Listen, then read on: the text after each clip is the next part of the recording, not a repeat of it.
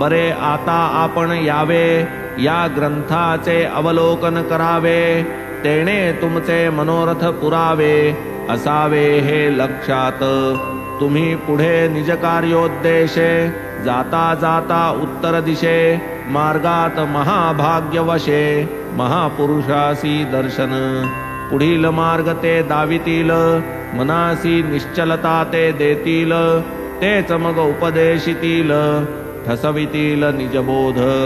तेथील मग ते कार्य सरले, जुन्नरास तेथून बदलले, नाणे घाट चढणे आले, ओढवले ते संकट। मार्ग तेथील अतिबिकट, रेड्यावरून चढती घाट, रेडा हाच तदर्थ शकट, आणिला निकट आरूढाया। होतील पुढे मोठे अधिकारी, मिळतील घोडे गाड्या मोटारी, आज तो घ्या रेड्याची हाजिरी, वेळ साजिरी करा की।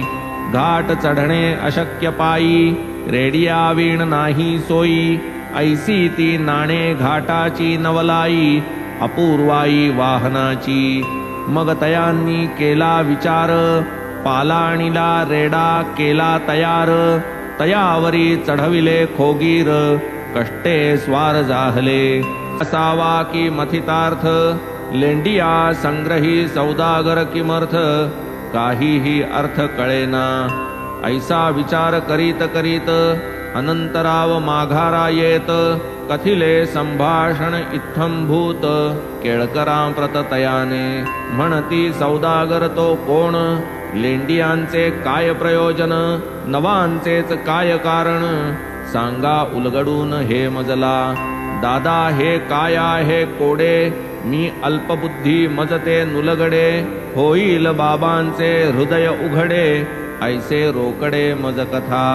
दादा वदती मजही नकळे, ऐसेच बाबांचे भाषण सगळे, परितयांच्याच स्फूर्तीच्या बळे, कथितो आकळे जे मज। कृपा ईश्वरी ते हे घोडे, हे तो नवविधा भक्तीचे कोडे, विना भक्तीन परमेश्वर जोडे, ज्ञानान आतुडे एकल्या। श्रवण कीर्तन विष्णुस्मरण, चरण सेवन अर्चन वंदन, दास्य सख्य आत्मनिवेदन, भक्ती हे जाण नवविधा।